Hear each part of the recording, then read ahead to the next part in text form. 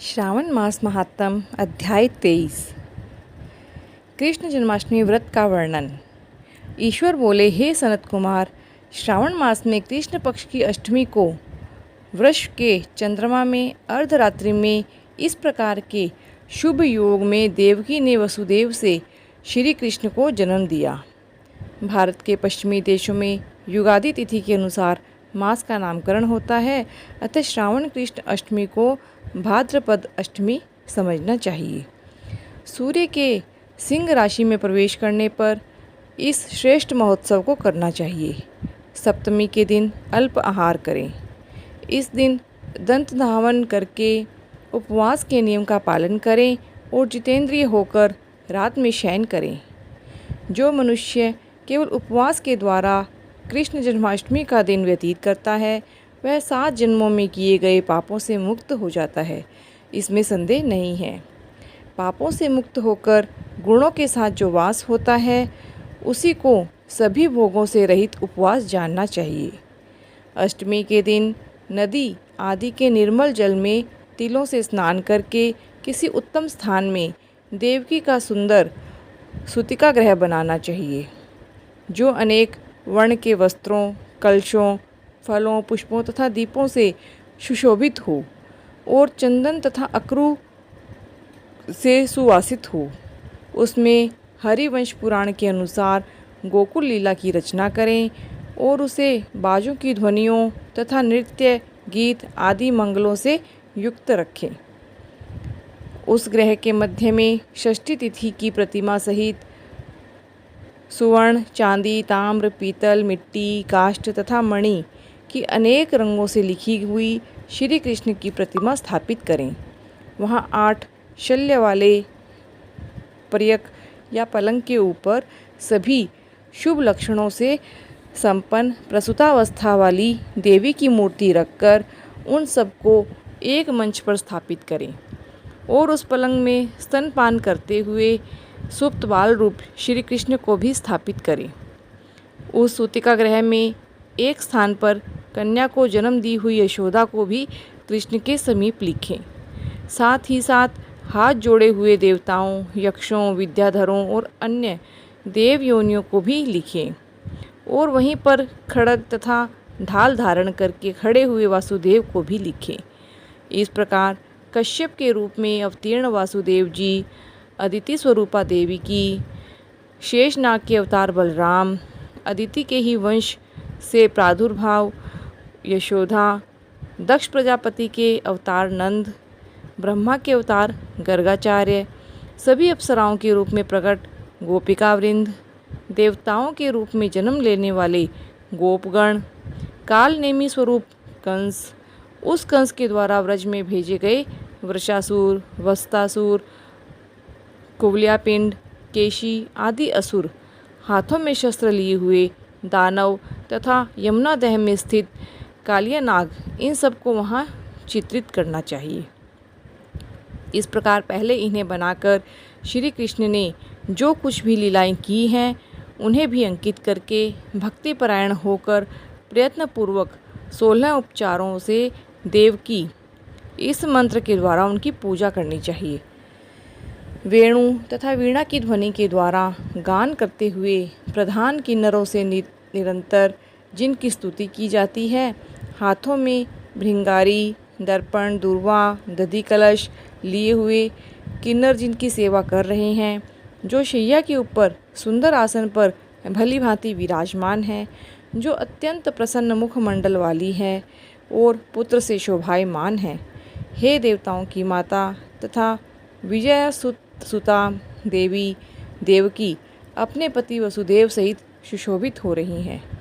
उसके बाद विधि जानने वाले मनुष्य को चाहिए कि आदि में प्रणव तथा अंत में नमः से युक्त करके अलग अलग सभी के नामों का उच्चारण करके सभी पापों से मुक्ति के लिए देवकी, वसुदेव, वासुदेव, बलदेव, नंद तथा यशोदा की पृथक पृथक पूजा करनी चाहिए।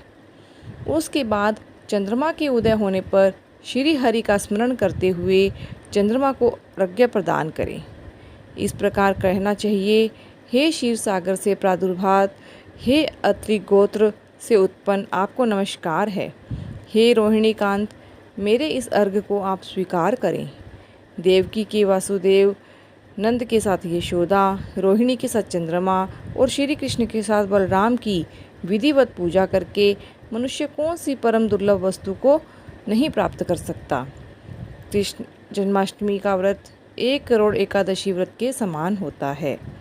इस प्रकार से उस रात पूजन करके प्रातः नवमी तिथि को भगवती का जन्म महोत्सव वैसे ही मनाना चाहिए जैसे श्री कृष्ण का हुआ था।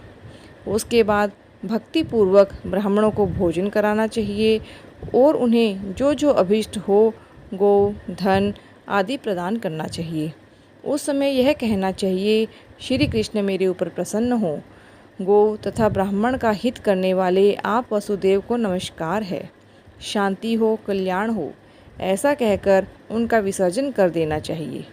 उसके बाद मौन होकर बंधु बांधवों के साथ भोजन करना चाहिए।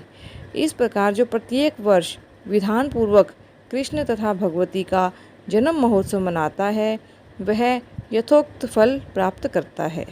उसे पुत्र, संतान, आरोग्य तथा अतुल सौभाग्य प्राप्त होता है।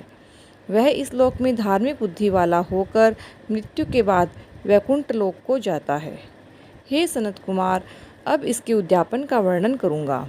इसे किसी पुण्य तिथि के दिन विधि पूर्वक करें। एक दिन पूर्व एक बार भोजन करें और रात में हृदय में विष्णु का स्मरण करते हुए शयन करें। इसके बाद प्रातःकाल संध्या आदि कृत्य संपन्न करके ब्राह्मणों स्वस्ति वाचन कराएं और आचार्य का वर्ण करके उनकी पूजा करें। इसके बाद वित्त शाठ्य से रहित होकर एक पल या उसके आधे पल में स्वर्ण की प्रतिमा बनवानी चाहिए और इसके बाद रचित मंडप में मंडल के नीचे ब्रह्मा आदि देवताओं की स्थापना करें। इसके बाद वहाँ तांबे और मिट्टी का एक घट स्थापित करें और उसके ऊपर चांदी या बांस का एक पात्र रखें। उसमें गोविंद की प्रतिमा रखकर वस्त्र से आच्छादित करके व्यक्ति 16 उपचारों से वैदिक तथा तांत्रिक मंत्रों के द्वारा विधिवत पूजन करे। इसके बाद शंख में पुष्प, फल, चंदन तथा नारियल फल आदि शुद्ध जल लेकर पृथ्वी पर घुटने टेक कर यह कहते हुए कि देवकी सहित भगवान श्री कृष्ण को अर्घ प्रदान करें कि कंस के वध के लिए, पृथ्वी का भार उतारने के लिए, कौरवों के विनाश के लिए, दैत्यों के संहार के लिए आपने अवतार लिया है। हे हरे, मेरे द्वारा प्रदत्त इस अर्घ को आप देवकी सहित ग्रहण करें। इसके बाद बुद्धिमान को चाहिए कि चंद्रमा को पूर्वोक्त विधि से अर्घ प्रदान करें। पुनः भगवान से प्रार्थना करें, हे जगन्नाथ, हे देवकी पुत्र, हे प्रभो, हे वसुदेव पुत्र, हे अनंत, आपको नमस्कार है। भवसागर से मेरी रक्षा कीजिए। इस प्रकार देवेश्वर से प्रार्थना करके रात्रि में जागरण करना चाहिए। पुनः प्रातःकाल शुद्ध जल से स्नान करके जनार्दन का पूजन खीर, तिल, धृत से मूल मंत्र के द्वारा भक्तिपूर्वक 108 आहुति देकर पुरुष सूक्त से हवन करें और पुनः इदम विष्णुर्वी चक्र में इस मंत्र से केवल घी की आहुतियाँ देनी चाहिए। पुनः पूर्णाहुति देकर तथा होम शेष संपन्न करने के अनंतर आभूषण तथा वस्त्र आदि से आचार्य की पूजा करनी चाहिए। उसके बाद व्रत की संपूर्णता के लिए दूध देने वाली, सरल स्वभाव वाली, बछड़े से युक्त, उत्तम लक्षणों से संपन्न, सोने के सींग, चांदी के खूर, कांस्य की दोहिनी, मोती की पूंछ, ताम्र की पीठ और सोने के घंटे से अलंकृत की हुई एक कपिला गाय को वस्त्र से आच्छादित करके दक्षिणा सहित दान करना चाहिए। इस प्रकार दान करने से व्रत संपूर्णता को प्राप्त होता है।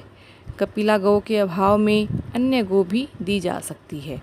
इस प्रकार यथाकथित ब्राह्मणों को दक्षिणा प्रदान करें।